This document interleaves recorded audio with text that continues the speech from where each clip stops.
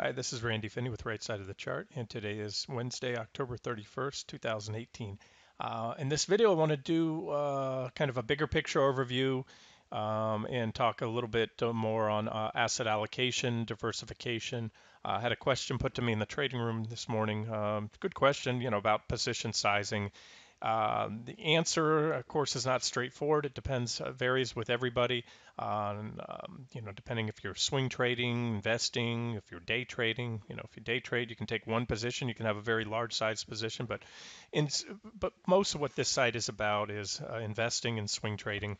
And I'll post that question in my reply below in the comments section or within this post when I put this video on the front page. This post will be for members only. But let's I think now is a good time to revisit, something I've talked about in the past, and it'll be my focus going forward, especially with this market volatility we've seen now. With this recent correction, it's reminded a lot of investors and traders and institutions as well that it's not the stock market's not a ATM that just goes up on a daily basis.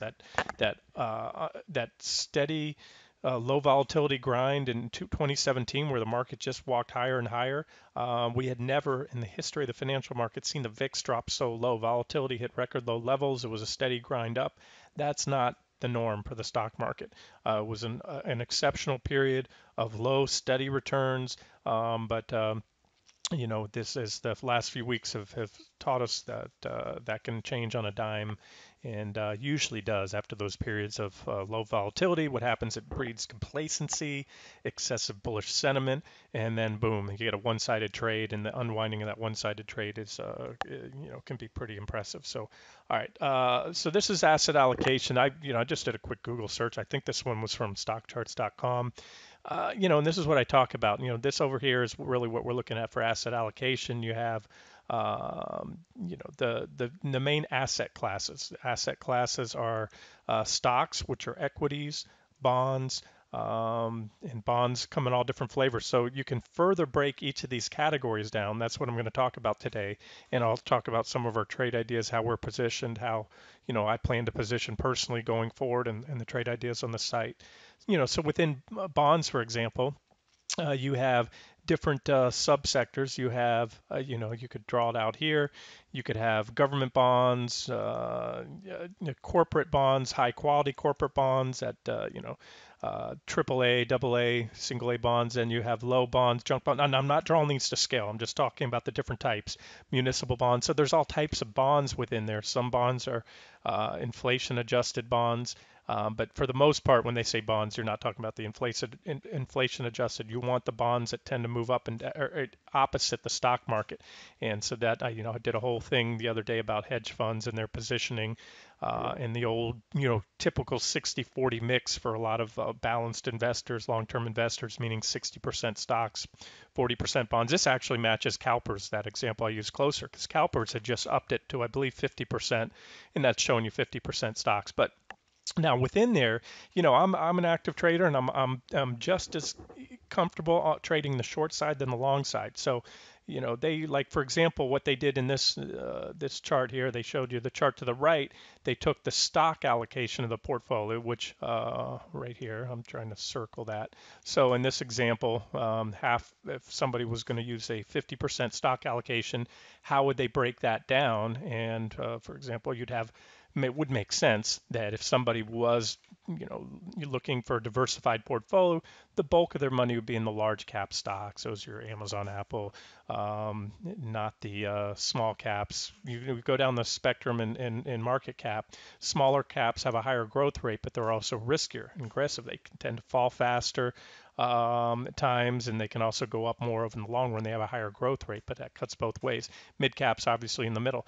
And of course, you have your emerging markets and then international, meaning your more established domestic markets like Germany, Japan, etc.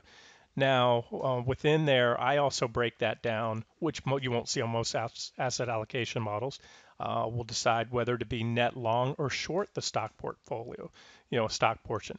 At any given time, there's always some longs, some stocks that are going up even during a sharp correction, defensive issues, just stocks that have great fundamentals. And so you can trade that long and short. And this is what I'll be focusing on. So I don't have a pie chart right now for you. As you knew recently, and by looking at the trade ideas on the site, we were mostly short, a net short stock exposure. I reeled that in the other day, looking for a likely bounce, seeing that the risk reward was no longer very attractive at that point in time.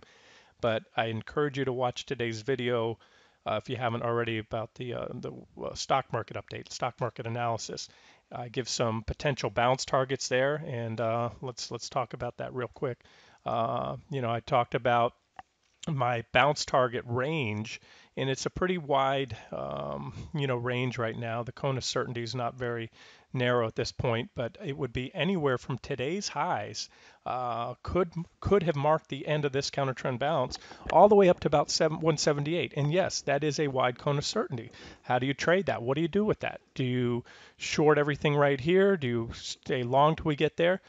I don't know. So I take a step back at this point in time. You don't have to be fully invested or trading every day. In fact, that is from my experience, that is a sure path to failure. I call it ABT, always be trading or always being in the market. Traderitis, there's a lot of names given to that. Avoid the urge to trade when you're not sure where things might go.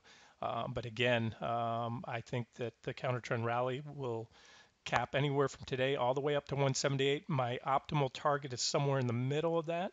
I think we're seeing a little profit taking right now as I started this video. Actually, right about the time it started, right about the time I started the last video. And you can see we're just basically just coming to back test that trend line from above. Somebody asked today if they think that gap will be backfilled. I feel very confident it will. I just don't think it'll be backfilled today. I think this pullback will get bought up sooner or later, and probably see a little more strength this afternoon, maybe into tomorrow, and that's where people probably start worrying about Apple. But maybe not. That's what I covered in that last video. As I said, there are, at least in my opinion, I believe there are tons of trap longs lurking in the shadows, just waiting for bounces to sell into. Now we're seeing it today so far. Pretty impulsive reversal. Qs were up about 3%, and they've already given up almost half those gains so far. That's those longs trying to get out, and they're going to use every bounce they can. But again, I think we'll probably zigzag up. I think this pullback's probably almost over, and I didn't want to spend any more time covering the broad markets here. But I think we'll get another thrust up, and then sometime tomorrow, especially by tomorrow afternoon, if we're still moving up into tomorrow afternoon, I think we'll see things slow down and probably go the other way when the nervous longs in Apple hedge, I'm talking professionals, institutional funds, and individual investors start to probably lighten their exposure to Apple in front of earnings, and we'll just have to see where we go from there. Apple could set the tone for next week, depending on how they report. Sometimes their reports are kind of, whether they meet or beat the street. Sometimes the reaction is somewhat muted. So Apple doesn't have to, have a big move one way or the other after earnings. But if it does, that could spill over into other stocks, both bullishly if Apple's results are good, or bearishly. So we'll wait and see. But let's get back to asset allocation, and I'll touch on some of the things we're looking at. And let's start with gold. I probably have more questions on gold than any other asset on the site. The long-term picture I'm going to here is a Euro US dollar chart. If you're new to the site, my analysis on gold is largely predicated on what the US dollar, the outlook for the dollar. And one of my favorite trading proxies, you can chart the dollar index, but you can also look at the Euro US dollar pair. Euro is by far the largest component of the dollar index. It makes up like roughly 2/3 of the dollar index. So if you can figure out where the euro is going, you can figure out where the dollar is going. And this chart, what we have here, and just to touch on it quickly, I've covered this many times in the past. You have a multi-year, 2.5-year basing pattern. At the end of that basing pattern, we had a little false, little dip down below that put in very strong bullish divergences, and that led to this rally here. We had a sharp rally, and more importantly, a technical breakout. We broke above that 2.5-year trading range. Now you can see I have what I call a support/resistance zone, two lines at the top of the range, because You have reactions all the way on that lower line, all the way up to the upper line. And so what had happened after the breakout, came in and back tested the top, had another thrust up. We had a very well-defined uptrend line with negative divergence at the high, broke down, and that was a technical breakdown. It was foreshadowed by the divergent high, this wedge type pattern, and you had a correction which came back to that support zone. And you can see as we zoom in, and this is again a weekly chart, these are weekly candles. We tested the top of the zone for quite some time, came down, hit the bottom of the zone, bounced, and now here we are again at the bottom. And you can see, yeah, we're a little bit below that line, but so were we that week. We haven't closed this week yet. So the bullish case for a major top in the dollar, remember the euro, this chart is the dollar upside down really. When the euro US dollar pair rallies or goes up, the dollar is falling. And that is the thing. Gold is, at least the gold we're trading here, GLD or gold futures is priced in US dollars. So it's very simple. When the dollar rises, the price of gold falls. When the dollar falls, the price of gold goes up. The value of the dollar goes down, it takes more dollars to buy an ounce of gold. So what I'm looking at now, we have potential divergence. Well, we already have an equal low. That's really all we need. If we go a little bit lower, that's fine too. We have divergence on the RSI. We have a little bit of divergence there. It's not very steep, but on the PPO as well. So I'm still looking for that reversal in the dollar. However, I've not been impressed lately with the price action here. When I go to the daily chart in the euro US dollar, this was a very key, the white line here was a very key support level. And we had a false breakout here. It was a whipsaw signal breakdown. We recovered it quickly, or the euro US dollar did. And you can see a lot of reactions on that level. Back test, we had another dip below, rally back above, but that failed again.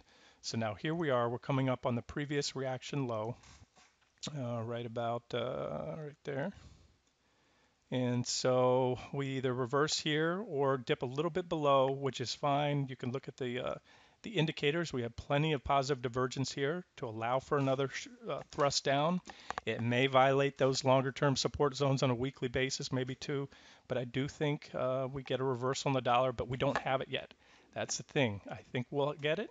The charts indicate to me that we probably will, but if we don't, and we go much lower on the euro US dollar, that scenario that I talked about before with gold going on to undercut the recent lows. Let's jump over to GLD. Here's a daily chart that would look something like this. And I have a lot of daily charts here. Let me give you here's the official gold trade, by the way. We already hit the first target. And you know what?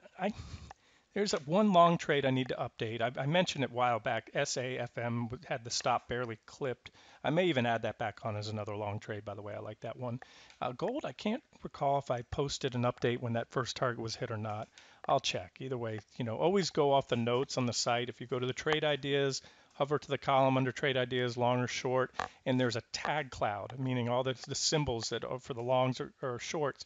If you click on the symbol, it's a link that will load all the posts only associated with that trade. So in other words, if you click on the front page or in the trading room, use the search by ticker box and you select GLD, you'll have every post ever made that was tagged on the front page with the symbol GLD. However, if you go in through the trading room, through the trade ideas on the main menu of the site and click GLD under the longs, it will only show you posts related to this long trade, and the trade parameters are always in there. In other words, the stops, the targets. So there it is. So gold hit that first target, and I wanted to say right now, and I've said this recently, I'm not crazy about the price action in the US dollar, but gold still looks fine technically. In fact, it's simply back testing that key 114.75. It was resistance, it was support here, resistance here. It was this basing pattern right here. We had a consolidation period, a basing pattern. It broke out and it's back testing, a lot like the euro is on that longer term weekly chart. And again, that's to me a pretty important level. There's a lot of reactions, gaps along there. So from a technical perspective, as of now, gold still looks fine. But if the euro can't start to move up soon, we may break that support. Then it doesn't look so good. Next support is the bottom of that zone, and I have a stop set, not far below there. And you may, if you've been in this trade, you already had, we hit the first target. You might want to raise your stops to break even at this point in time. If you're not long gold, I can tell you it's an objective entry here. The probability of the trade playing out isn't super high right now because the euro is sucking wind to the US dollar. well, the euro against the US dollar. But you can certainly go long there at support with a stop somewhat below. So this is still an objective setup. And, I'm looking at the PPO poised to make a bearish cross. I'm not so crazy about that. So I'll continue to monitor this.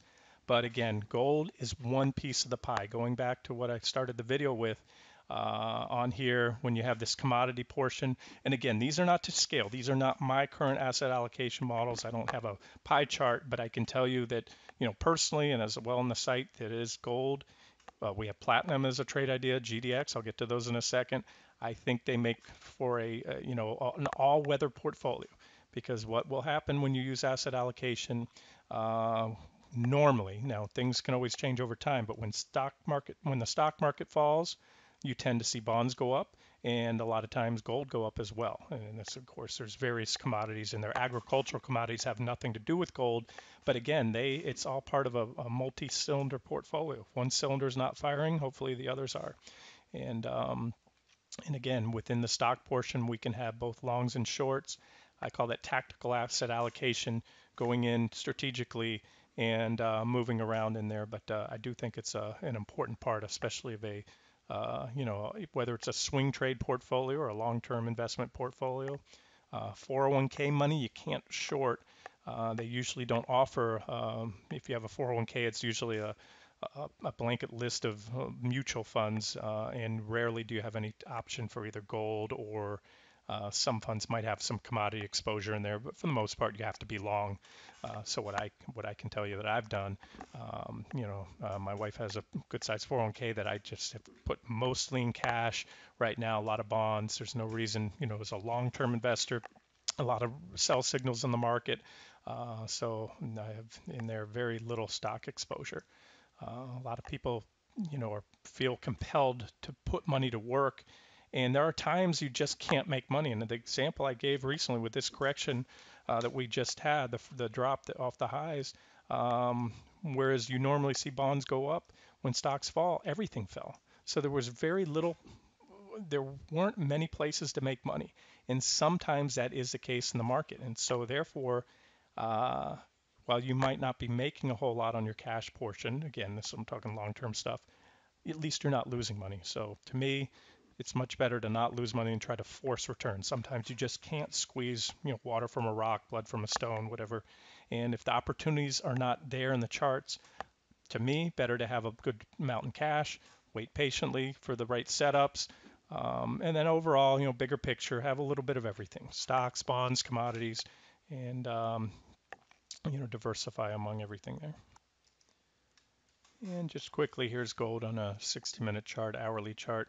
See, we recently, it was like I said, the pullback was technically induced to. We hit the first target in gold, as I just showed you on the daily chart, as I often say, and you can look it up in the FAQ page on the site. The reason I have multiple targets, each target is a level where I think a reaction is likely.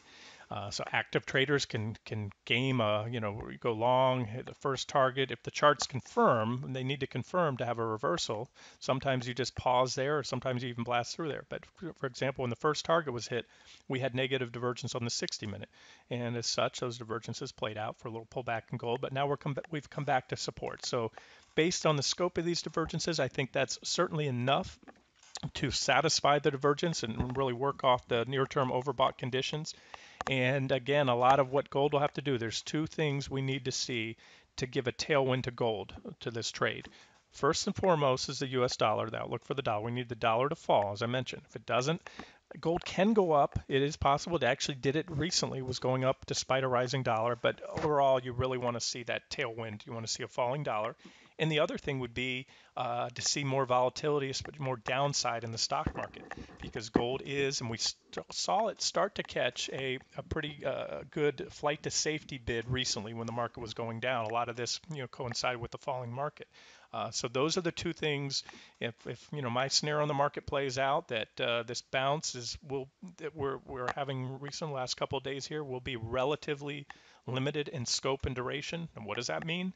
Like I said, anywhere from today's highs to maybe a couple weeks, 3 weeks at best. But more so, I can give you the levels where we should stop. It's really hard to gauge the timing of it, but Remember, when things move fast when volatility is high. So we had a big ramp today, and 3% move so far at the highs on QQQ. So in price, that satisfied a lot of the bounce, especially when you add on to what we did yesterday. So there's that. And let's just look at GDX, which of course is a sister trade, if you will, to gold. GDX 60-minute chart, the price targets are set on the 60-minute chart. So we had a breakout here. We hit our first target, we hit our second target, and again, just like we had bullish divergences and a bullish falling wedge here, where we went long in the breakout, we had negative divergences here at the high while a target was hit. So there was two reasons right there a trade should have reversed. Number one, we hit my price target, which is resistance. It's not just a randomly placed number. And number two, we hit the target, tested it for a while, had negative divergence, and those divergences played out for a pullback. T3 remains a final target. I don't see enough in the charts right now to pull this trade or close it early, like I did with the shorts on the QQQ and SOXX yesterday. But you have positive divergence starting to set up here as well. So ideally, we'll see GDX reverse soon, and if not, like any trade, don't get married to it. Doesn't matter how good the charts look or what I think or what you think might happen. The key to investing is let your winners run and cut your losses. So, if you're profitable in this one, you may want to raise your stops to break even wherever your entry price was or higher. But as of now, I still like it. Would I go long here? Yeah, well, I did. I bought some gold futures. I mentioned that in the trading room today on the pullback to 1213. But and I'll watch that one closely. I'm not going to give it a lot of rope.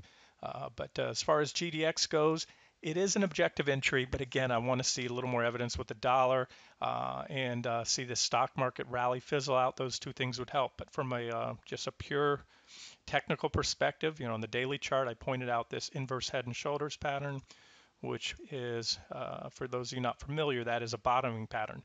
You only want to look at these after an extended downtrend. You don't want to find them, they don't come at the top. You have a head and shoulders topping pattern if you flip this over. But so you have a left shoulder here, and this is what they look like. I would recommend to Google search that term, and you'll read up on how head and shoulders patterns work. So there was your left shoulder, head, right shoulder. This is called the neckline of the pattern. That was the breakout. And as you should see on breakouts, you want to see impulsive buying, which you did. There's a very impulsive move up. And the measured target on an inverse head and shoulders pattern is simply the distance. And again, it's a measured target, can do more or less, but you take the distance from the head to the neckline. I have to move this trend line over here. And you add that to where the pattern breaks out, and that gives your measured target. That measures up here, which is very key resistance. That is my long-term, my near-term swing target. If gold puts a bottom and GDX does, we could certainly go higher. But my ideal scenario right now would have gold holding this back test. This is a back test of the neckline, which was resistance, is now support. So this would be the ideal scenario. I need to color those arrows a little different color here so we can see them a little bit better. And that would look something like this. Come up there, let us book profits there. The T3 level is set a little bit below there, and maybe recycle back in on a pullback if the case for gold, the bullish case continues to firm up. So there's GDX, and we'll just have to watch it. We'll watch gold, we'll watch the dollar, and the other non-equity asset class is fixed income bonds. So right now TLT is our proxy. The trade's really not doing much. Where were we on price targets and entries and all that? I don't know where the entry and where it might be slightly underwater. But remember, we did early in the year, we've traded TLT before. We had IEF, which is a 10-year, 7 to 10-year Treasury ETF. And these guys kick out income, pretty decent interest on a monthly basis. So even if this is just, let's say, a dead money trade, we're doing two things. We're diversifying our portfolio. I believe sooner or later we'll get that flight to safety bid. If the market takes another big leg down, I strongly believe TLT will go up for two reasons. The flight to safety bid plus the negative feedback loop that I think we're going to see, which is interest rates are pushing up on a level that the stock market does not like and will not tolerate. So if rates go much higher, stock market will throw another fit. You'll see a sell-off. Another leg down will do what I think will do what I expect. It will rapidly start to um, bring down future economic outlook because, as I said before, consumer spending is about 2/3 of GDP. And when the stock market goes down, consumer confidence drops, consumer spending drops. So all this out there, I can't find an analyst out there. Even the most bearish, market pundits that I hear about, they're saying, oh yeah, sure, a recession's coming, but it's not on the horizon. Nobody's looking for a recession anytime soon. Not even most people aren't even looking for one in 2019. That, number one, means it's probably going to come, just from a contrarian point of view. They never call those correctly. But more so is the fact that, like I said, right now the economy is booming. It's firing on all cylinders. Things have started to slow recently, but mark my words, another 10 to 15% downside in the U.S. stock market will quickly turn the forecast for economic growth. And if that's the case, where I'm going with this is Treasury bonds yields will fall, reflecting lower economic growth going forward, and that means Treasury should rally. So this trade is somewhat predicated on on the market going down, but I think the technicals stand alone. There's a divergent low on the daily chart right there. And when I look at the weekly chart, I've already laid out this scenario. Here we had a long-term trend line here that was broken, back tested, but when I look at these two yellow lines here, a big bullish falling wedge with positive divergences. And you guys know I really like these divergences. I say nothing is 100% in trading, but more often than not, much more often than not, I would say well over 90% of the time, these divergences ultimately play out for a significant trend reversal. Just like we had negative divergence here at the high, led to one of the biggest drops in TLT in years. That was back in 2012. The next time we had negative divergence was here in 2016, and that led to this drop. Again, one of the biggest drops, and this is a 10-year chart.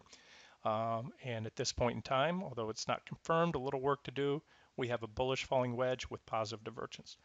So that makes the intermediate to longer term outlook, in my opinion, bullish for TLT. And there's some work to be done, but first would be to recover back above this support zone here and get back above there, and then maybe go on, test the top of that wedge, that trend line, and ultimately a breakout, I think would bring us all the way back up here at about 128.50 and come in for a back test of this trend line. And that would be a very nice move in Treasury bonds. And because, going back to position size, because the risk in the volatility in Treasury bonds is much lower than stocks, you can overweight that position. So whereas normally if you might trade, say, 10,000 in SPY, you can easily go 20,000 in TLT and you're still taking less risk than you would be with $10,000 in SPY. Okay, I think I'm going to wrap the video up here. I wanted to get into commodities, but there's so many in the commodities arena, especially the agricultural commodities I've been focused on recently. Maybe I'll touch on crude oil and some of the industrial metals. There's just too much, so that'll require a separate video or charts on itself. But remember, they're also a piece of that pie. Wheat or corn has very little, if anything, to do with the stock market or bonds. They could be going up at the same time, but they could also be going in opposite directions. So again, it's just about diversifying. So you have an all-weather portfolio. If one cylinder's not firing, hopefully two or three elsewhere are. All right, so we'll wrap it up here, and I'll keep you updated if any changes happen on these. Oh, final note, you'll notice trade ideas are light after closing out all those shorts the other day. And I haven't added new long trade ideas. I said I have a watch list. That is reflective of my degree of confidence right now about this bounce, where the market might be headed. Goes back to what I was saying before.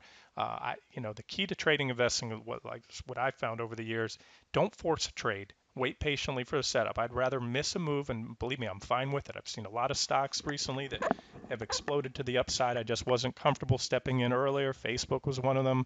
Intel fell down to one of my key support levels.